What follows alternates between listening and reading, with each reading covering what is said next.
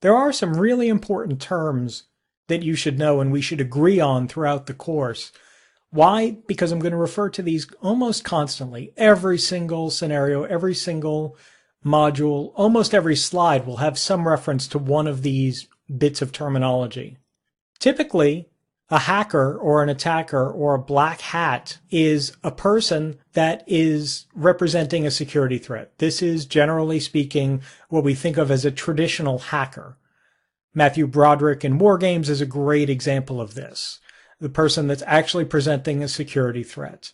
The word hacker sometimes gets used in different contexts. Attacker is also a very, very common bit of terminology, and black hat is almost always questioned on different certification examinations what a black hat is. A black hat is an attacker.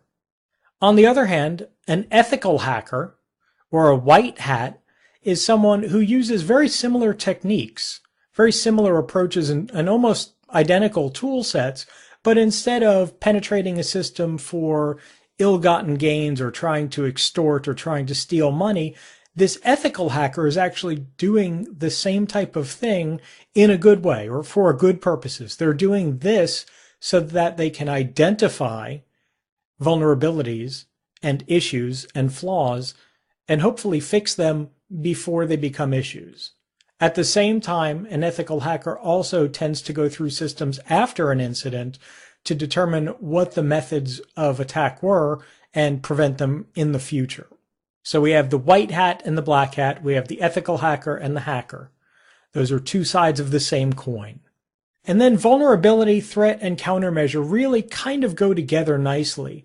A vulnerability is simply a weakness in a system that allows an attack to succeed, some type of weakness anywhere in the system. Sometimes it's a network protocol, sometimes it's an open port, sometimes it's a service that's misconfigured, sometimes it's a bit of ill-written code, whatever that vulnerability is. And it doesn't always have to be technology. A lot of times it's a process-based vulnerability.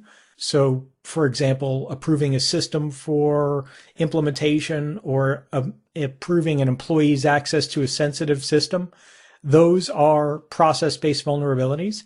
And people-based vulnerabilities, things like hiring someone that works for a competitor or hiring someone without the proper background check is another vulnerability. A threat is something an attacker realizes. So when a threat or when a vulnerability becomes a threat, it's because it's actually being manipulated by an attacker.